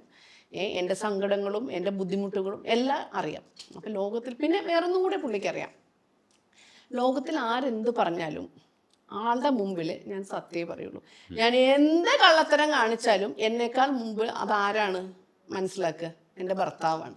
അപ്പം ഞങ്ങളുടെ ഇടയിൽ ആ ഒരു അണ്ടർസ്റ്റാൻഡിങ് ഉണ്ട്, ആ ഒരു സ്പേസ് ഉണ്ട്. പിന്നെ ഞാൻ എഴുതിയതിൻ്റെ ഏറ്റവും കൂടുതൽ തീവ്രമായ അനുഭവത്തിൻ്റെ വേദനയും ബുദ്ധിമുട്ടും ഭ്രാന്തും ഏറ്റവും കൂടുതൽ തിരിച്ചറിഞ്ഞിട്ടുള്ളതും കണ്ട് സഹിക്കാൻ വയ്യാതെ എൻ്റെ കൂടെ നിന്നിട്ടുള്ള ആളുമാണ് എന്ത്? എൻ്റെ ഭർത്താവ്. അപ്പം ഞാൻ എന്താണെന്ന് ഏറ്റവും കൂടുതൽ നന്നായിട്ട് മനസ്സിലാക്കുന്ന ഒരാൾക്ക് ഞാൻ എഴുതിയതിനെക്കുറിച്ച് ഒരു തെറ്റിദ്ധാരണ തോന്നേണ്ട കാര്യമില്ല. പിന്നെ ഞങ്ങൾ രണ്ടുപേരും സ്വന്തമായിട്ട് വീട്ടുകാർ കല്യാണം നടത്തി തന്നെങ്കിൽ പോലും സ്വന്തമായിട്ടൊരു ഡിസിഷനിൽ ഞങ്ങൾ ഒരുമിച്ച് ജീവിതം തുടങ്ങിയതാണ്. ഞങ്ങൾ സമൂഹത്തെ ബോധിപ്പിക്കാനായിട്ട്, മറ്റുള്ളവരെ ബോധിപ്പിക്കാനായിട്ട് ഒന്നും ചെയ്തിട്ടില്ല, ചെയ്യാൻ ആഗ്രഹിക്കുന്നുമില്ല. എനിക്ക് ആകെ ഒരാളെ ബോധിപ്പിക്കാനുള്ളൂ. ഒന്ന് മുകളിലുള്ള ആളെല്ലാം കാണുന്നുണ്ട്, കേൾക്കുന്നുണ്ട്. 2 എൻ്റെ ഭർത്താവിനെ. ആൾക്കൊന്നും ബോധിപ്പിച്ച് കൊടുക്കേണ്ട കാര്യമില്ല. കാരണം ആൾ ഉള്ളകയിൽ എന്ന പോലെയാണ് എന്നെ കൊണ്ട് നടക്കുന്നത്. ഞാൻ ഞാൻ ചിരിക്കാൻ പോവുകയാണെന്ന് എന്നേക്കാൾ മുമ്പ് ഒരു പക്ഷേ ആൾക്കറിയാം. എനിക്ക് സങ്കടം വന്നാൽ അതിനേക്കാൾ കൂടുതലായിട്ട് ആൾക്കറിയാം. ഒരുപാട് കോൺട്രഡിക്ഷൻ വന്നിട്ടുണ്ടെങ്കിൽ എൻ്റെ കൂടെ നിൽക്കുന്ന ആളാണ്. ഇനി ആൾക്ക് ഇഷ്ടമില്ലാത്ത കാര്യം ചെയ്താൽ അത് ആൾ മിണ്ടാതിരിക്കും, അതിനുള്ള സ്പേസ് ഉണ്ട്. കുട്ടികളെ, ഏത് കുട്ടികൾ വന്നാലും ആദ്യം ഓടിച്ചെല്ലുക ആളുടെ നെഞ്ചിലേക്കാണ്. എൻ്റെ 2 മക്കളെയും വളർത്തിയത് ഒരു ആയയോ അല്ലെങ്കിൽ സാധാരണ കല്യാണം കഴിഞ്ഞിട്ട് പ്രസവ ശേഷം പെൺകുട്ടി എങ്ങോട്ടാണ് പോവുക? അമ്മ പെണ്ണിൻ്റെ വീട്ടിലേക്കാണ്. ഞാൻ ഇത്രയും പ്രസവിച്ചിട്ട് എന്നെ ഫുള്ള് നോക്കിയതാരാണ്? എൻ്റെ ഭർത്താവാണ്, എൻ്റെ അമ്മയല്ല. ഒരേ ഒരു തവണ തന്നെ, ആദ്യത്തെ തവണ എൻ്റെ കുഞ്ഞ് മരിച്ചതിന് ശേഷം മാത്രമാണ് ഞാൻ എൻ്റെ വീട്ടിൽ പോയിട്ടില്ല. അന്ന് എനിക്ക് 22 വയസ്സേ ഉള്ളൂ. ഒന്നും അറിയില്ല, ഒന്നുമല്ല. അതിനുശേഷം വന്നിട്ടുള്ള എല്ലാ പ്രസവങ്ങളും അതിനുശേഷം എല്ലാ കാര്യങ്ങളും എൻ്റെ മക്കളെ കുളിപ്പിക്കലും എന്നെ കുളിപ്പിക്കലും എൻ്റെ കാര്യങ്ങൾ നോക്കലും കുറുക്ക് കൊടുക്കലും. മക്കളെ ഇപ്പോൾ അതെ മോൾക്ക് 9ാം ക്ലാസ്സിലായി. ഇപ്പോഴും രാവിലെ വാരിക്കൊഴുത്ത് സ്കൂളിൽ വിടുന്നതും അവൾ കുളിച്ചിറങ്ങുമ്പോൾ പുറത്ത് നിൽക്കും തോർത്തുമായിട്ട്. ഞാൻ വഴക്ക് പറയും, നിങ്ങൾ എന്തൊരു അപ്പനാണ്. അപ്പം അവരെ നോക്കുന്നതിനേക്കാൾ കൂടുതൽ കരുതലായിട്ട് കൊണ്ട് നടക്കുന്ന ആളാണ് എൻ്റെ ഭർത്താവ്. ഇന്ന് വരെ ഞാൻ ആളെ കുറിച്ച് എവിടെയും പറഞ്ഞു കഷ്ടനഷ്ടങ്ങളൊക്കെ ഉണ്ടാക്കി വെക്കുന്നത് അല്ല, ഇന്ന് വരെ ഞാൻ ആളെക്കുറിച്ച് എവിടെയും പറഞ്ഞിട്ടില്ല. ഞാൻ വിചാരിക്കുന്നത് എന്താണ്, ഞാനും ആളും സെപ്പറേറ്റ് അല്ല, ഞങ്ങൾ ഒന്നാണ്. ഞങ്ങൾ തമ്മിൽ വഴക്കൂടാറുണ്ട്, പിണങ്ങാറുണ്ട്. ഞാൻ ഇടയ്ക്ക് പിണങ്ങി പോകാറുണ്ട്. അതേപോലെ തിരിച്ചിങ്ങോട്ട് വരുന്ന ആൾക്കറിയാം. ആൾ മൈൻഡ് ചെയ്യാറില്ല. കാരണം എങ്ങനെയാണ് എന്നെ ട്രീറ്റ് ചെയ്യണമെന്ന് എൻ്റെ വീട്ടുകാർക്ക് അറിയില്ലായിരുന്നു, എൻ്റെ സുഹൃത്തുക്കൾക്ക് അറിയില്ല. പക്ഷെ ആൾക്ക് നല്ല നീറ്റായിട്ട് അറിയാം. അപ്പം എന്നെ ഒരിക്കലും ക്രിട്ടിസൈസ് ചെയ്യാൻ ആൾ ശ്രമിച്ചിട്ടില്ല. ഞാൻ ചോദിച്ചു വന്നത് പ്രണയത്തിന്റെ തീക്ഷ്ണമായ അനുഭവങ്ങളെ കുറിച്ച് എഴുതുമ്പോൾ ഈ ഒരു പ്രണയദാഹം മനസ്സിലുണ്ട്. അതിപ്പോഴും ഉണ്ടല്ലോ. അതിനെ എക്സിക്യൂട്ട് ചെയ്യുന്നത് എങ്ങനെയാണ് എഴുത്തിനപ്പുറത്തേക്ക്? അത് നമുക്ക് രജനീഷ് കല്യാണം കഴിച്ചതാണ് അല്ലേ? രജനീഷ് സത്യസന്ധമായിട്ടേ മറുപടി പറയാവുള്ളൂ. തീർച്ചയായിട്ടും ഇന്റർവ്യൂ തിരിച്ചാണ്. മനസ്സിലായി. രജനീഷിന്റെ ഭാര്യയോട് തോന്നുന്നതിനേക്കാൾ കൂടുതലായിട്ടുള്ള പ്രണയവും ആകർഷണവും ഒരു സ്ത്രീയോട് ഇന്ന് വരെ തോന്നിയിട്ടുണ്ട്. തോന്നിയിട്ടുണ്ട്. അപ്പൊ അത് തെറ്റല്ലെങ്കിൽ പിന്നെ ഞാൻ എഴുതുന്നതിലും ചെയ്യുന്നതിലും എന്ത് തെറ്റ് മനുഷ്യ. ഞാൻ തെറ്റ് പറഞ്ഞില്ല, ഞാൻ ചോദിച്ചതായിരുന്നു. അതെന്റെ സ്വാതന്ത്ര്യമാണ്. ഞാൻ പറഞ്ഞല്ലോ, ഞങ്ങൾക്ക് രണ്ടുപേർക്കും രണ്ടുപേരുടെയും സ്പേസ് ഉണ്ട്. ഞാനാണുള്ള ഭാര്യയാണ്, 2 കുഞ്ഞുങ്ങളുടെ അമ്മയാണ്, ഈ കുടുംബത്തിലെ നാഥയാണെങ്കിൽ പോലും എനിക്ക് എൻ്റെതായിട്ടുള്ള ഒരു വ്യക്തിത്വം ഉണ്ട്. ആ വ്യക്തിത്വവും അംഗീകരിക്കും അതിനുള്ള സ്പേസ് തരികയും ചെയ്യുന്നതുകൊണ്ടാണ് 26 വർഷമായിട്ട് ഞങ്ങളുടെ വിവാഹ ജീവിതം ഏറ്റവും മനോഹരമായിട്ട് പോകുന്നത്. പക്ഷെ അന്നമ്മ എഴുതിയതുപോലെ, അന്നമ്മ തേക്കപ്പെടുന്നത് പോലെ, തേപ്പ് എന്ന് പറയുന്ന വാക്ക് കുറച്ചുകൂടെ മര്യാദയ്ക്ക് മനസ്സിലാക്കുക, എങ്കിലും നമുക്ക് സോ കോൾഡ് തേപ്പ് എന്ന് പറയുന്ന വാക്ക്, ആ അന്നമ്മയ്ക്ക് സങ്കടം ഉണ്ടാവുന്നത് പോലെ അന്നമ്മയെ ആകർഷിക്കപ്പെട്ടു വരുന്ന, ഇല്ല അന്നമ്മയിൽ ആകർഷിക്കപ്പെട്ടു വരുന്നവർക്കും അത്തരം ഒരു ഫീൽ ഉണ്ടാവുമ്പോൾ അന്നമ്മ ആസ്വദിക്കുന്നതിനെ കുറിച്ചും ഇതിനകത്ത് ചില വരികളുണ്ട്. അതില് ഞാൻ ആരെയും തേച്ചിട്ട് പോയിട്ട് അവർ കരയണ കണ്ടിട്ട് ഞാൻ ആസ്വദിച്ചിട്ടില്ല. പറഞ്ഞതിലൊരു ചെറിയ പ്രശ്നമുണ്ട്. ഇപ്പോൾ നമ്മളെ ഒരാൾ ഇപ്പം നല്ലൊരു പാട്ട് കേട്ടാൽ നമുക്കതിനോട് ഇഷ്ടം തോന്നും, പ്രണയം തോന്നും. നല്ലൊരു സിറ്റുവേഷനിൽ നമ്മൾ പോയ ഒരു നല്ലൊരു മൂഡിലൊരു പോയാൽ നമുക്ക് ആ ഒരു സിറ്റുവേഷനിൽ നല്ലൊരു മഴ കണ്ടാൽ പ്രണയം മനസ്സിൽ വരുന്നവരുണ്ട്, കാറ്റ് കണ്ട, കാട് കണ്ട, കടൽ കണ്ടാലൊക്കെ പ്രണയം തോന്നുന്നവരുണ്ട്. അതൊരു വ്യക്തികളോടാവുമ്പോൾ, ഒരു വ്യക്തിയോടാവുമ്പോൾ അതെങ്ങനെയാണ് ഇത്ര വലിയ ചരിത്ര നഷ്ടമാവുന്നതെന്ന് എനിക്ക് മനസ്സിലാവുന്നില്ല. അല്ലെങ്കിൽ ഇത്ര വലിയ കോൺട്രഡിക്ഷൻ ആവുന്നത്, അതിനോട് എനിക്ക് യോജിപ്പില്ല. എല്ലാവരും പറയുന്ന പോലെ എല്ലാവരും നടക്കുന്ന വഴിയിലൂടെ നടക്കാൻ ആഗ്രഹിക്കുന്ന ഒരാളല്ല ഞാൻ. നിങ്ങൾ എന്നെ ചാനൽ കാണുന്ന ഒരാൾ, ആ ആളല്ല ഈ ആള്. ഇത് വ്യക്തിപരമായിട്ടുള്ള എൻ്റെ ജീവിതമാണ്. ഞാൻ ചാനലിൽ ഒരു വീഡിയോ ചെയ്യുമ്പം 2 വയസ്സ് മുതൽ 90 വയസ്സ് വരെയുള്ളവർ എൻ്റെ വീഡിയോ കാണണം. എൻ്റെ ശരീരത്തിൻ്റെ ഒരവയവങ്ങളും എക്സ്പോസ് ചെയ്യപ്പെടരുത്. ഞാൻ പറയുന്നത് സഭ്യമായിട്ടുള്ള കാര്യങ്ങളല്ലാതാവരുത്. ഏത് കണ്ടന്റും ആർക്കും ഒരുമിച്ച്, ഇതൊക്കെ എൻ്റെ ചാനലിൻ്റെ മോട്ടോവാണ്, ഞാനത് പാലിക്കും. പക്ഷെ വ്യക്തിപരമായിട്ട് എനിക്കൊരു സ്വമുണ്ട്, എനിക്കൊരു വ്യക്തിത്വമുണ്ട്. അതിനെ ഞാൻ എന്തിനാണ് മനുഷ്യ വിട്ട് കളിക്കേണ്ട കാര്യമില്ലല്ലോ. എന്നെ ഏറ്റവും കൂടുതൽ പ്രണയിക്കുകയും അംഗീകരിക്കുകയും മനസ്സിലാക്കുകയും ചെയ്യുന്ന ഒരാൾ എൻ്റെ കൂടെ ഉള്ളപ്പോൾ ഞാൻ എന്തിനാണ് പേടിക്കുന്നത്? ആരെയാണ് പേടിക്കുന്നത്? അതിനകത്ത് വേറൊരു കാര്യം കൂടെ അന്നമ്മ എഴുതിക്കുന്നത്, പ്രണയത്തെ പറ്റിയിട്ടുള്ള പല കോൺസെപ്റ്റ്സ് എഴുതിയിട്ടുള്ളതിൽ പ്രണയം തോന്നുന്നത് തൂക്കിക്കൊല്ലാൻ വിധിക്കുന്ന കുറ്റമല്ല, അതുകൊണ്ട് തന്നെ മരിക്കും വരെ തുടരാൻ നിങ്ങൾക്ക് ആരുടെയും അനുവാദം ആവശ്യമില്ല. പക്ഷെ അതിനൊരു നോട്ടും കൂടെ ഉണ്ട്. ആ നോട്ട് എനിക്ക് ഇഷ്ടപ്പെട്ടു. അവനവനെ തന്നെ പ്രണയിക്കാതെ ഈ ലോകത്തിലെ മറ്റെന്തിനെ പ്രണയിച്ചിട്ടും കാര്യമില്ല എന്നത് ഓർക്കുകയോ ഓർക്കാതിരിക്കുകയോ ചെയ്യാം. ഈ നോട്ടിനകത്ത് സത്യത്തിൽ ഈ ഉപാധികളില്ലാതെ പ്രണയം എന്ന് പറയുന്ന വരികളുടെ അർത്ഥമുണ്ട്. എന്ന് വെച്ചാൽ അന്നമ്മയെ സ്നേഹിക്കുന്നത് കൊണ്ടാണ് സത്യത്തിൽ ഇത്രയും സ്നേഹമല്ല. ഇന്നിപ്പോൾ നമ്മളൊരു പോസ്റ്റ് ഇട്ടിരുന്നു, നമ്മുടെ ചാനലിലെ 7ാമത്തെ ആനിവേഴ്സറി ആണ്. അപ്പോൾ ഞാൻ എൻ്റെ ഒരു മെഡിക്കൽ സിറ്റുവേഷനെ കുറിച്ചൊക്കെ എഴുതിയിരുന്നു. അപ്പോൾ അതിൻ്റെ അകത്ത് ഒരാൾ എഴുതിയൊരു സ്ത്രീ, നമ്മുടെ ഏറ്റവും പ്രിയപ്പെട്ട ഒരാൾ എഴുതിയിട്ടുണ്ട്, നിങ്ങൾ നിങ്ങളെ സ്നേഹിക്കാൻ ശ്രമിക്കുക, നിങ്ങളുടെ ആരോഗ്യവും നിങ്ങളപ്പോൾ കുറച്ച്. അപ്പം ഞാൻ അതിന് മറുപടി എഴുതിയിട്ട്, ഈ ലോകത്തിൽ ഞാൻ ഏറ്റവും കൂടുതൽ സ്നേഹിക്കില്ല, ഞാൻ പ്രണയിക്കുന്നത് എന്നെ തന്നെയാണ്. എനിക്ക് എന്നോട് കൊതിയാണ്, എൻ്റെ ജീവിതത്തോട് കൊതിയാണ്, ഞാൻ കാണുന്ന കാഴ്ചകളോട് കൊതിയാണ്. അപ്പം ഞാൻ എന്നെ സ്നേഹിക്കുകയല്ല ചെയ്യുന്നത്, അമിതമായിട്ടുള്ള ആസക്തിയോടെ ഞാൻ എന്നെ പ്രണയിക്കുകയാണ് ചെയ്യുന്നത്. അതിൻ്റെ ഒരു സിമ്പിൾ രീതി. രജനീഷ് അത് വായിച്ചപ്പോൾ പെട്ടെന്ന് മനസ്സിലായി. കാര്യം എന്താ, എനിക്ക് തോന്നുന്നത് അന്നമ്മ എന്നുള്ള പേരും രജനീഷ് എന്നുള്ള പേരും ഒരു എന്താ പറയുക, ഈ ഓപ്പോസിറ്റ് സെക്സ് എന്നതിനപ്പുറം ഒരു സെയിം വേവ് ലെങ്ത്തിൽ പോകുന്നവരാണെന്ന് ഞാൻ പറഞ്ഞാൽ നിഷേധിക്കുമോ താങ്കളത്? ഇല്ല, അന്നമ്മ എനിക്ക് മനസ്സിലാക്കാൻ പറ്റും. കനലുകൊണ്ടൊരു പെണ്ണ് എന്ന് പറയുന്ന കവിത തീരുന്നത്, നോക്കി നിൽക്കെ അവളൊരു അഗ്നിപർവ്വതമാകും, ഒരു പൊട്ടിത്തെറിയിൽ ചതിയുടെ കുലം മുടിക്കും, സജീവമായൊരു അഗ്നിപർവ്വതം. എനിക്ക് ചോദിക്കാനുള്ള, ഈ അഗ്നിപർവ്വതം ഇപ്പോഴും സജീവമാണോ? ഈ പറയുന്ന നൊമ്പരങ്ങളൊക്കെ മനസ്സിൽ സൂക്ഷിച്ചു വെച്ച ഒരു പ്രതികാര അഗ്നിയായിട്ടോ അത്തരത്തിൽ പൊട്ടിത്തെറിക്കുന്ന ഒരാളാണോ ശരിക്കും അന്നമ്മ? അതെ, അതായത് 100% ഞാൻ ചോദിച്ചാൽ എന്താണ് ഈ പൊട്ടിത്തെറി? ഒരു അഗ്നിഗോളമായിട്ടോ അല്ലെങ്കിൽ ഒരു ലാവയായിട്ട് പൊട്ടിത്തെറിക്കുന്നതാണോ, അല്ലെങ്കിൽ ഒരു ബോംബായിട്ട് തകരുന്നതാണോ, ഒരു തോക്കെടുത്ത് കൊല്ലുന്നതാണോ, കത്തി കുത്തി ഇറക്കുന്നതാണോ? ഏതാണ് നിങ്ങൾ ഉദ്ദേശിക്കുന്ന ഈ പൊട്ടിത്തെറി?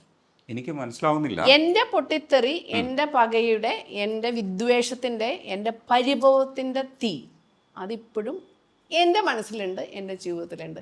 ഞാൻ അത് എക്സ്പ്രസ് ചെയ്യുന്നത് ഏതൊക്കെ രീതിയിലാണെന്ന് ഞാനിവിടെ തുറന്ന് പറയണോ? വേണ്ടല്ലോ. പക്ഷേ ചതിയുടെ കുലം മുടിക്കും എന്ന് തീർച്ചയായിട്ടും അത് എന്നോട് വന്നിട്ടുള്ള ഒരു ഇൻസിഡൻറ്റ് വെച്ചിട്ട് മാത്രമല്ല പറയുന്നത് കേട്ടോ. ഇന്നിപ്പോൾ നമ്മളൊരു പത്രം, ഞാൻ പത്രം വായിക്കാറില്ല, അത് രജനീഷിന് അറിയുമെന്ന് അറിയില്ല. ഞാൻ പത്രം വായിക്കാറില്ല, ഞാൻ TV-യിലെ ന്യൂസ് കാണാറില്ല. ഇത് രണ്ടും ചെയ്യുന്നത് എൻ്റെ ഭർത്താവാണ് എന്നോട് പറഞ്ഞിട്ടുള്ളത്. കാര്യം എന്ന് പറഞ്ഞിട്ടുണ്ടെങ്കിൽ സോഷ്യലി അറിയണ്ടെന്നല്ല, ആ കാണുന്ന ഒരൊറ്റ ന്യൂസ് മതി എൻ്റെ കുറേ ദിവസങ്ങൾ ഇല്ലാണ്ടാക്കാൻ, എൻ്റെ ഉറക്കം ഇല്ലാതാക്കാൻ, ഞാൻ ഇമോഷണലി അൺബാലൻസ്ഡിലാവാൻ, ഭ്രാന്ത് പിടിച്ച ഒരു അവസ്ഥയിലേക്ക് മാറാൻ. കാരണം നമ്മളതിൽ വായിക്കുന്ന ഒരു ന്യൂസ്, കാണുന്ന ഒരു ന്യൂസ്, അനുഭവിച്ച ആൾ നമ്മളാണെങ്കിൽ നമ്മൾ ആ ന്യൂസ് റീക്രിയേറ്റ് ചെയ്ത് കാണുമ്പോൾ സ്വാഭാവികമായിട്ട് നമ്മളുടെ അവസ്ഥ എന്തായിരിക്കും? അന്ന് അനുഭവിച്ച നാൾ ഒരു പക്ഷേ നമുക്ക് പ്രതികരിക്കാൻ കഴിഞ്ഞിട്ടില്ല, പ്രതികരിച്ചാലും അത് എക്സ്പ്രസ് ചെയ്യാൻ പറ്റുന്ന മാർഗങ്ങൾ നമുക്കറിയില്ലായിരിക്കും. പക്ഷെ ഇന്നും അതേ കാര്യം ഈ 2025 തുടർന്നു കൊണ്ടിരിക്കുക എന്ന് നമ്മൾ അറിയുമ്പോൾ നമ്മൾ എങ്ങനെയാണ് പ്രതികരിക്കേണ്ടത്?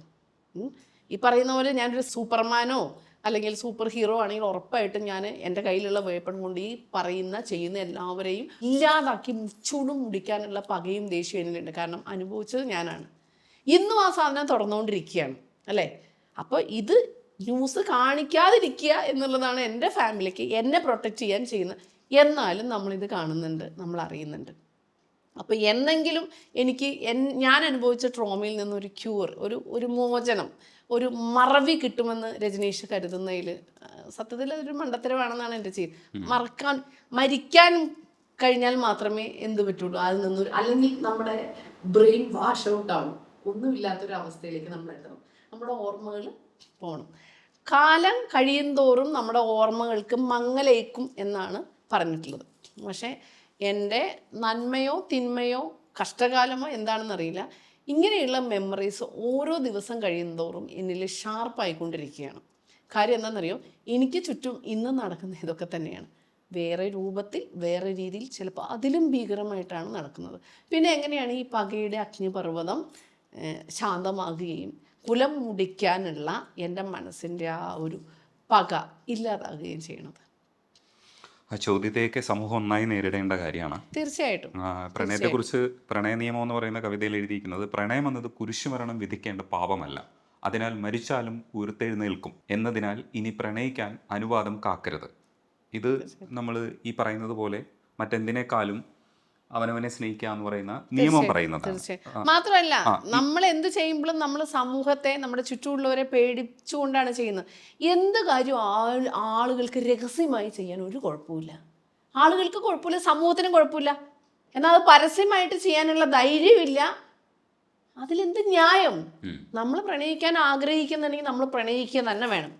നമ്മൾ ആ പ്രണയം തുറന്നു പറയാനുള്ള ചങ്കൂറ്റം കാണിക്കുക തന്നെ വേണം, അല്ലെങ്കിൽ ഈ പണിക്ക് നിൽക്കരുത്. ഒരു കാര്യം കൂടെ, ഈ പ്രണയത്തിൻ്റെ കുരിശുമരണം എന്ന് പറയുന്ന കവിതയ്ക്കകത്ത് ഒരു തരം പ്രതിഷേധമാണ് ശരിക്കും കാണുന്നത്. ഹൃദയത്തിലൊരു മുറിവും ജീവിതത്തിലൊരു കുരിശുമരണവും ഇല്ലെങ്കിൽ ഈ ജീവിതം എന്നെ വിരസമായേനെ. കഥ എഴുതിയതുപോലെ തനിയാവർത്തനങ്ങളായ ജീവിതങ്ങൾ എത്രയോ അരോചകമായിരിക്കും.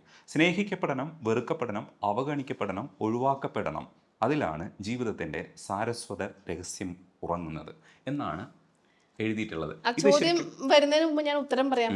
ഞാൻ പ്രണയിക്കപ്പെട്ടിട്ടുണ്ട്, വേദനിക്കപ്പെട്ടിട്ടുണ്ട്, അവഗണിക്കപ്പെട്ടിട്ടുണ്ട്, ഒഴിവാക്കപ്പെട്ടിട്ടുണ്ട്. ആ ഒഴിവാക്കപ്പെട്ടതിൻ്റെ വേദനയിൽ എരിഞ്ഞ് എരിഞ്ഞ് എരിഞ്ഞ് തീർന്നിട്ടുമുണ്ട്. തിരിച്ചും ചെയ്തിട്ടില്ലേ?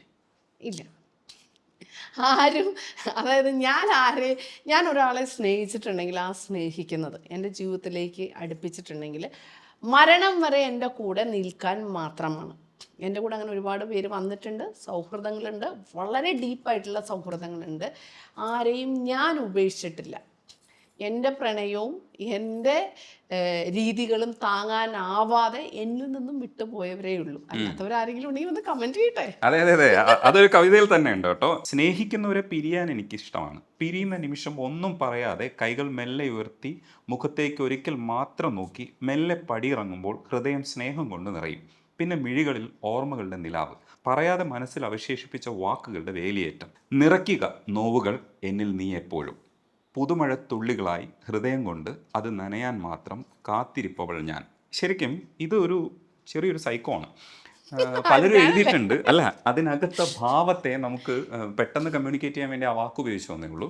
അതായത് ശരിക്കും നമ്മളത് ആസ്വദിക്കുന്ന സമയത്ത് പ്രായോഗികമായി അന്നമ്മ അങ്ങനെ ആയിരിക്കില്ല. അല്ല, എന്നെ ഇപ്പോൾ ഒരു തേപ്പുകാരിയായിട്ട് നിങ്ങൾ ചിത്രീകരിക്കുകയാണ്, എനിക്ക് മനസ്സിലായി. അങ്ങനെയല്ല, തേപ്പുകാരിയായിട്ടല്ല. അത് ആ ഒരു വേദനയെ ഉള്ളിലെടുത്തിട്ട് അത് അനുഭവിക്കുന്നതിൽ ആസ്വദിക്കുന്നു എന്നുള്ളതാണ്. കാരണം ഞാൻ പറഞ്ഞ പോയിന്റ് മറക്കണ്ട. എന്നിലേക്ക് വന്ന അത് സ്നേഹമാണെങ്കിലും സൗഹൃദമാണെങ്കിലും പ്രണയമാണെങ്കിലും ഞാൻ തേച്ചിട്ട്, അല്ലെങ്കിൽ ഞാൻ നിങ്ങൾ പറഞ്ഞ ഭാഷയിൽ തേക്ക്, എനിക്കത് ഇഷ്ടമില്ലാത്തൊരു വാക്കാണ്. ഞാൻ ആ പ്രണയത്തെ ഞാനായിട്ട് പറിച്ചെറിഞ്ഞിട്ടില്ല, അല്ലെങ്കിൽ ആ സൗഹൃദത്തെ, ആ ഒരു ബന്ധത്തെ, അത് ഈവൻ ഒരു കൊളീഗ് എന്നുള്ളൊരു ആണെങ്കിൽ എന്തോ what ever it may be, ഞാനായിട്ട് ഒരു ബന്ധങ്ങളെയും ഞാൻ പറിച്ച് എറിഞ്ഞിട്ടില്ല. എന്നിൽ നിന്നും എന്നെ താങ്ങാനാവാതെ ഇറങ്ങിപ്പോയിട്ടേ ഉള്ളൂ. ആ പോകുമ്പോഴും ഞാൻ എന്താണ്, അതിൻ്റെ വേദനയും നോവും തീർച്ചയായിട്ടും ആരിലുണ്ടാവും, എന്നിൽ ഉണ്ടാവും. പക്ഷെ തടഞ്ഞു നിർത്താനോ പിടിച്ചു വെക്കാനോ ഞാൻ ഒരിക്കലെങ്കിലും ശ്രമിച്ചിട്ടുണ്ടോ? ശ്രമിച്ചതായിട്ടാണോ ആ എഴുത്ത്? ഇല്ല. അതിൻ്റെ വേദനയുണ്ട്, ബുദ്ധിമുട്ടുണ്ട്, നോവുണ്ട്, നിറവുമുണ്ട്. എന്തിൻ്റെ നിറവ്? തന്ന നിമിഷങ്ങൾ, ഒരുമിച്ചുണ്ടായിരുന്ന നിമിഷങ്ങൾ അത്രമാത്രം വാല്യുബിളാണ്. അതെവിടെ? ഓർമ്മകൾ മരിക്കുന്നുണ്ടോ? ഇല്ലല്ലോ. അനുഭവങ്ങൾ ഇല്ലാതാവുന്നുമില്ല. പിന്നെന്താ പ്രശ്നം? ഈ അന്നമ്മയെ താങ്ങാൻ പറ്റുന്ന ആൾക്കാരുണ്ടോ ശരിക്കും? അതെന്റെ കെട്ടിയവന് മാത്രമേ താങ്ങത്തുള്ളൂ. 26 വർഷം. അതെ, 26 വർഷമായില്ലേ ആ പാവം ചുവന്നുകൊണ്ടെടുക്കുന്നു.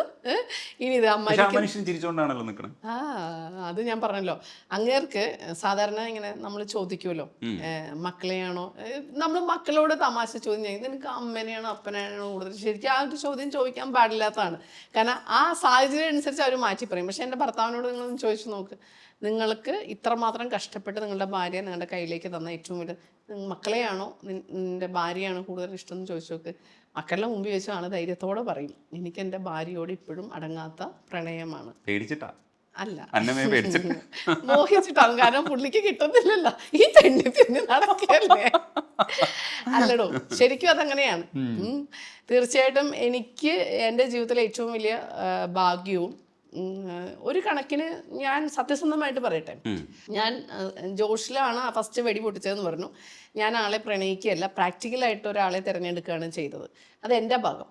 ആളുടെ ഭാഗം എന്ന് പറഞ്ഞിട്ടുണ്ടെങ്കിൽ നമ്മളുടെ നാട്ടിലെ അത്യാവശ്യം കാണാൻ കൊള്ളാവുന്ന, വലിയ സാമ്പത്തിക സ്ഥിതിയൊന്നും കുഴപ്പമില്ല, നല്ല എഡ്യൂക്കേറ്റഡ് ഉള്ള എല്ലാവിധ കഴിവുള്ള ഒരാളെ പ്രേമിച്ച് മോഹിച്ചു. പക്ഷെ അതൊരിക്കലും കല്യാണത്തിലേക്ക് എത്തുമെന്ന് വിചാരിച്ചില്ല. കാരണം ഞങ്ങളുടെ കുടുംബങ്ങൾ തമ്മിൽ സാമ്പത്തികവും സാമൂഹികമായിട്ടുള്ള ചുറ്റുപാടുകൾ അത്രയും ആണ്. അതിൻ്റെ പുലിവാലാണല്ലോ എന്നെ വീട്ടിൽ നിന്ന് ഇറക്കി വിട്ടതും ഞാൻ കല്യാണം നടത്തിയതും. അപ്പോൾ അന്ന് പുള്ളിക്ക് എന്നോട്, കാരണം കിട്ടില്ല എന്ന് ഉറപ്പുള്ളൊരു സാധനം കയ്യിലേക്ക് വളരെ ഈസി ആയിട്ട് വരുമ്പോൾ, ഈസി അല്ലായിരുന്നു, വരുമ്പം സ്വാഭാവികമായിട്ടും അതിനോടുള്ള ഇഷ്ടം ഒരിക്കലും കുറയില്ല, അതിനുള്ള അഭിനിവേശം കൂടെയുള്ളൂ.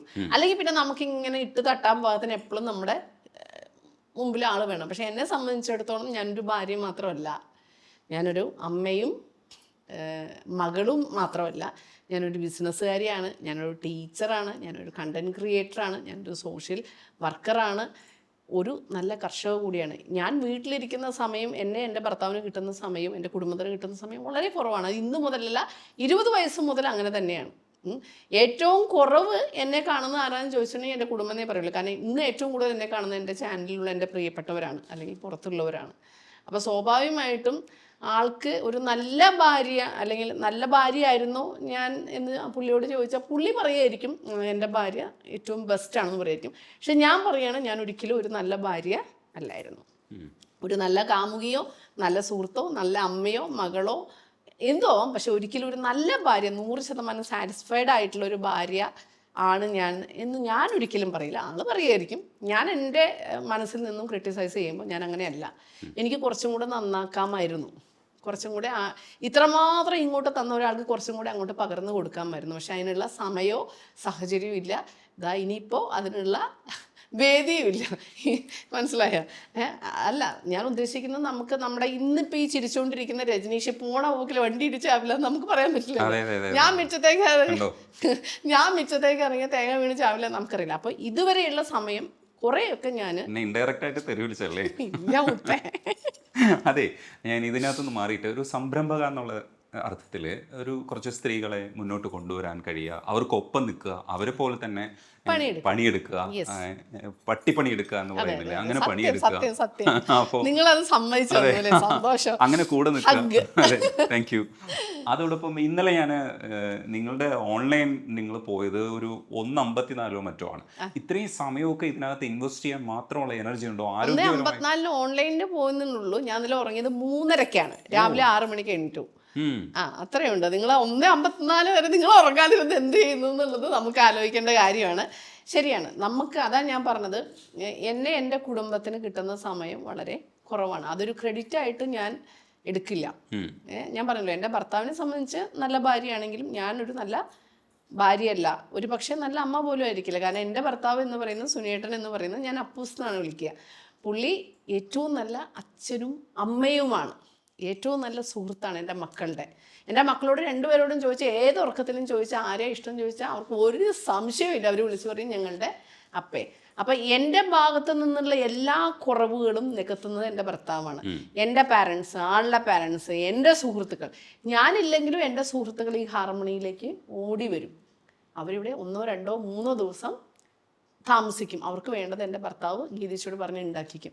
ആ ഒരു സ്വാതന്ത്ര്യം അതിനേക്കാൾ വലുതായിട്ടുള്ള ഒന്നും ഒരു സ്ത്രീക്ക്, പ്രത്യേകിച്ചും എന്നെ പോലെ ഇങ്ങനെ പറന്ന് നടക്കാൻ ഇന്നും കുതിച്ച് കുതിച്ച് മുന്നോട്ട് പോകാൻ ആഗ്രഹിക്കുന്ന ഒരു സ്ത്രീക്ക് കിട്ടിയ ഏറ്റവും നല്ല അനുഗ്രഹം അത് തന്നെയാണ്. കൂടെയുള്ള സ്ത്രീകളെ കുറിച്ച് പറയും. അത് ഞാൻ പറഞ്ഞല്ലോ, അത് ഒരു മുതലാളി തൊഴിലാളി ബന്ധം അന്നുമില്ല ഇന്നുമില്ല. എനിക്കെന്തെങ്കിലും ഒരു ആവശ്യം, ഞാൻ പല ഇൻ്റർവ്യൂവിലും പറഞ്ഞിട്ടുണ്ട്, നമ്മൾ പ്രത്യേകിച്ച് അന്നത്തെ ഒരു സിറ്റുവേഷനിൽ 10ാം ക്ലാസ് കഴിഞ്ഞിട്ട് പിന്നെ പഠിക്കണ്ട അല്ലെങ്കിൽ കല്യാണം, ആ ഒരു സിറ്റുവേഷനാണ്. പക്ഷേ എനിക്കെന്ന് പറയണേ എൻ്റെ അച്ഛൻ എൻ്റെ ഒരു ഹീറോ ആണ് അന്നും ഇന്നും. അച്ഛൻ എന്ന് പറഞ്ഞാൽ പരമാവധി പഠിക്കണം, സ്വന്തമായിട്ടൊരു സിഗ്നേച്ചർ ഉണ്ടാക്കണം എന്നുള്ളൊരു ആഗ്രഹമാണ്. പിന്നെ ഞാനും എൻ്റെ കെട്ടിയവനും തട്ടാനും മാത്രമുള്ളൊരു ജീവിതം നമ്മൾ ആഗ്രഹിച്ചിട്ടില്ല. കാരണം ഞങ്ങളൊരു രാഷ്ട്രീയ സാമൂഹിക ഫാമിലിയിലാണ് ഞാൻ ജനിച്ചു വളർന്നത്.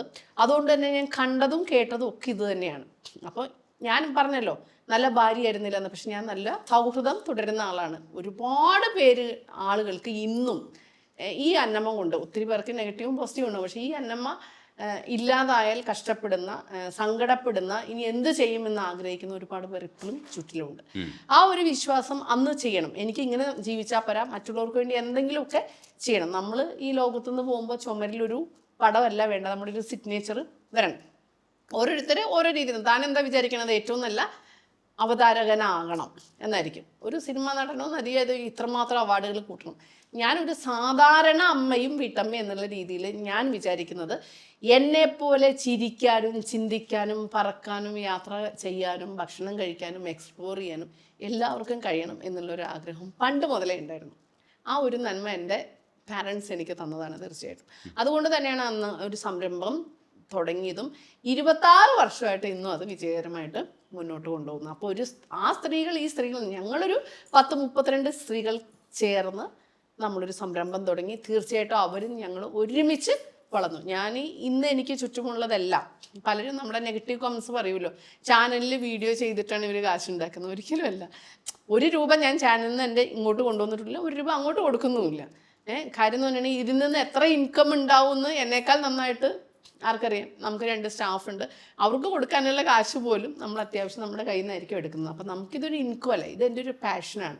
എന്നെ കണ്ടിട്ട് ഒരാൾക്കെങ്കിലും മുന്നോട്ട് വരാൻ ആഗ്രഹിക്കുന്നുണ്ടെങ്കിൽ, ഒരാൾക്കെങ്കിലും ഒരു മാറ്റം അവരവരുടെ ജീവിതത്തിൽ കൊണ്ടുവരാൻ ആഗ്രഹിക്കുന്നുണ്ടെങ്കിൽ അത് ഞാൻ ചെയ്യണം.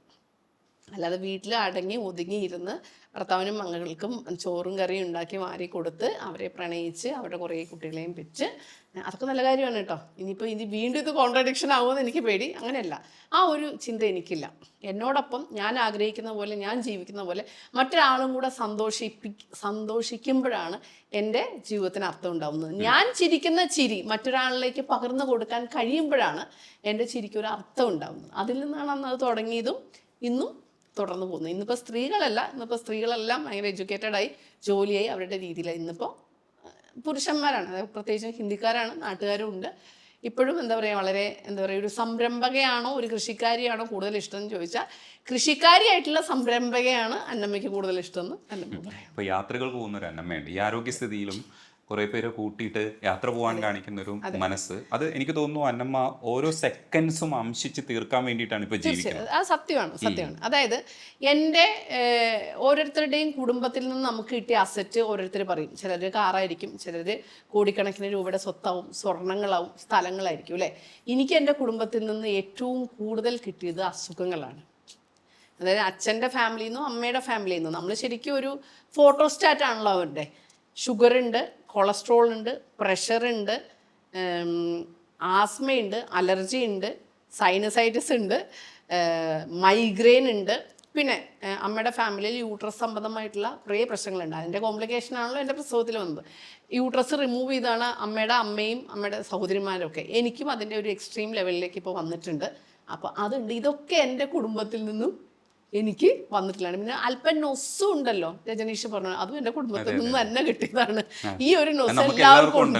ആ നൊസ്സുള്ളത് കൊണ്ടാണ് രജനീഷും ഞാനും ഇങ്ങനെ ഇരിക്കുന്നത്. അപ്പോൾ ഇങ്ങനെയുള്ള എല്ലാ അസുഖങ്ങളും എൻ്റെ കുടുംബത്തിൽ നിന്ന് എനിക്ക് ആദ്യമേ കിട്ടിയിരുന്നു. 20 വയസ്സിൽ തന്നെ എനിക്ക് ആസ്മ തുടങ്ങിയിട്ടുണ്ട്, ഈ പറയുന്ന എല്ലാ അസുഖങ്ങളും. പക്ഷെ ഒരു 35-40 വയസ്സ് വരെ ഷുഗറും കൊളസ്ട്രോളും എൻ്റെ ശരീരത്തെ ബാധിക്കാതെ ഞാൻ നോക്കിയിരുന്നു. അതായത് വളരെ സ്ട്രിക്റ്റ് ആയിട്ടുള്ള ഡയറ്റും ഈ വാരി വലിച്ച് തിന്നാലും എൻ്റെ കാര്യം നോക്കാൻ എനിക്കറിയാം. സ്ട്രിക്റ്റ് ആയിട്ടുള്ള ഡയറ്റ്, യോഗ, എക്സസൈസ്, മെഡിറ്റേഷൻ, നല്ല നമ്മൾ തന്നെ പണിയെടുത്തുണ്ടാക്കുന്ന നല്ല ആരോഗ്യകരമായിട്ടുള്ള ഭക്ഷണം, സമാധാനമുള്ള മനസ്സ്, ഇഷ്ടമുള്ള കാര്യങ്ങൾ ഇഷ്ടത്തോടെ ചെയ്യാനുള്ള ഒരു അങ്ങനെയുള്ള സമയത്താണ് ഒരു 3 വർഷം മുമ്പ് നമ്മൾ എക്സസൈസ് ഓടുന്നതിൻ്റെ ഇടയിൽ നമ്മളൊന്ന് റോഡിൽ വീഴുന്നു, കണ്ടില്ലേ, കാണുന്നുണ്ടല്ലോ. 4ആയിട്ട് ഈ കൈ ഒടിഞ്ഞു പോയി. അതായത് നമുക്കൊരു കാൽസ്യം ഡെഫിഷ്യൻസി ഉണ്ടല്ലോ, തുടർച്ചയായിട്ടുള്ള പ്രസവവും അങ്ങനെയുള്ള 4ആയിട്ട് ഒടിഞ്ഞു പോയി. ഒന്നും ചെയ്യാൻ പറ്റാത്ത സിറ്റുവേഷൻ ആയിരുന്നു. എന്നിട്ട് നമ്മൾ മിടുക്കനായിട്ടുള്ള ഒരു ഡോക്ടർ കമ്പിയൊക്കെ ഇട്ട് കൂട്ടി യോജിപ്പിച്ച് തന്നു. അതിൽ ഏറ്റവും രസം എന്ന് പറയുന്നത് എനിക്ക് സിവിയർ അലർജിയാണ്, മെറ്റൽ അലർജിയാണ്, ഈവൻ ചിലപ്പോൾ പ്ലാസ്റ്റിക് പോലും അലർജിയാണ്, ഒരുപാട് മെഡിസിൻ അലർജിയാണ്, നിക്കൽ അടങ്ങിയിട്ടുള്ള എല്ലാ ഫുഡും അലർജിയാണ്. ഈ സാധനം ഇട്ടു, കമ്പി ഇട്ടു, നോക്കി പ്ലാസ്റ്റർ ഇടുമല്ലോ അല്ലേ, 45 ദിവസം പ്ലാസ്റ്റർ ഇട്ട് പിറ്റേ ദിവസം എൻ്റെ പ്ലാസ്റ്റർ ഇവർക്ക് പൊളിക്കേണ്ട വന്നു. അതായത് എനിക്ക് ഒന്നും എൻ്റെ ശരീരത്തിൽ ഇങ്ങനെ കവർ ചെയ്ത് വെക്കാൻ പറ്റില്ല. അത് മൊത്തം ചൊറിഞ്ഞ് തടിച്ച് ബൾജ് ചെയ്തു. എന്നിട്ട് അടുത്ത ഈ മുറിവ് ഉണങ്ങുന്നവരെ ജസ്റ്റ് ഒരു സപ്പോർട്ടിലാണ് നമ്മൾ കൊണ്ടു നടന്നത്. അപ്പോൾ സാധാരണ നമ്മൾ എല്ലൊടിഞ്ഞാൽ എത്ര ദിവസം പ്ലാസ്റ്റർ ഇടുക? 45 ദിവസം അല്ലേ. എൻ്റെ 45 ദിവസത്തിൽ 6 മാസം എടുത്തു എൻ്റെ എല്ല് കൂടാൻ. ആ 6 മാസം വരെ നമ്മൾ ഫുൾ റെസ്റ്റ് എടുക്കേണ്ടി വരുന്നു. എന്നാലും നമ്മൾ ഓപ്പറേഷന് കയറുന്നതിന് മുമ്പ് വീഴുകയും ചെയ്തു, അത് വേറെ കാര്യം. 6 മാസത്തിന് ശേഷം ഡോക്ടർ പറഞ്ഞു എല്ല് കൂടി, എന്നാൽ പോലും വെയിറ്റ് എടുക്കരുതെന്ന് പറഞ്ഞു. അപ്പോൾ താങ്കൾ പറഞ്ഞില്ല, നമ്മൾ പലവിധ ബിസിനസ് ഉണ്ട്, എൻ്റർപ്രണർ. അതിൻ്റെ ഇടയിൽ കൂടെ നമുക്ക് വേറെയും നാട്ടിലുള്ള ഒരുപാട് കുശവ കുംഭാര സമൂഹത്തിൽ ഒത്തിരി പേരെ ഒന്ന് സംരക്ഷിക്കാൻ വേണ്ടി അവരുടെ പ്രോഡക്റ്റ്സ് എടുത്ത് നമ്മൾ അവർ ചോദിക്കുന്ന വിലയ്ക്ക്, ഇപ്പോൾ മൺപാത്രങ്ങളെ കുറിച്ച് ഒരുപാട് കോൺട്രഡിക്ഷനൊക്കെ നടക്കുകയാണല്ലോ അല്ലേ, നമ്മൾ കൺമുമ്പിൽ കണ്ട് നമ്മുടെ കൺമുമ്പിൽ അവരുണ്ടാക്കി തരുന്ന സാധനങ്ങൾ നമ്മൾ സീസൺ ചെയ്ത് നമ്മൾ സെയിൽ ചെയ്യുന്നൊരു പരിപാടി ഉണ്ടായിരുന്നു.